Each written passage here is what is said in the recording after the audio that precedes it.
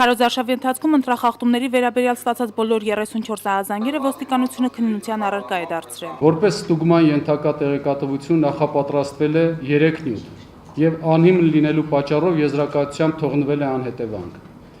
Որպես հանցագործության մասին հաղորդում դիտված 8 նյութերով որոշում է կայացվել քրեական գործի հարուցումը մերժելու մասին։ Այսօր լրագրողների հետ հանդիպմանը ոստիկանության օպերատիվ շտաբի անդամները տեղեկացրին, որ միայն մեկ դեպքով Հայ ազգային կոնգրեսի համամասնական ցուցակի падգամավորի թեկնածու Գահանե Արուստամյանին եւ Բաբկեն Գարոյանին ծեծի ենթարկելու փաստով է հարուցվել քրեական գործ։ Իսկ ինչու գործը չի հարուցվել քարոզարշավի ընթացքի խանգարելու հոդվածով։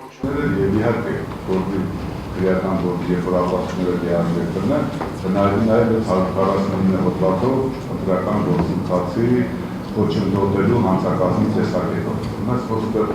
որևէ այլ միտում չկա։ Ոստիկանության ստացած ահազանգերից միայն 2-ն են վերաբերել ընտրակաշարք բաժանելուն։ Ահազանգն էլ շատ վերացական է։ Ընդամենը ահազանգը հետևյալի մասին է։ Ես լսել եմ, որ այսինչ տեղ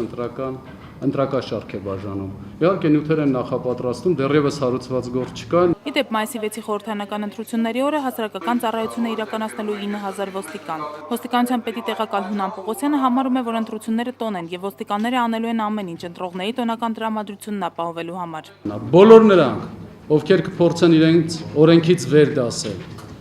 թվացial արտոնություններից օգտվել, խիստ կպատժվեն։ Շատ արագ են կարծում։ Սուսաննա Պողոսյան, Ֆելիքս Գալստյան, IPF։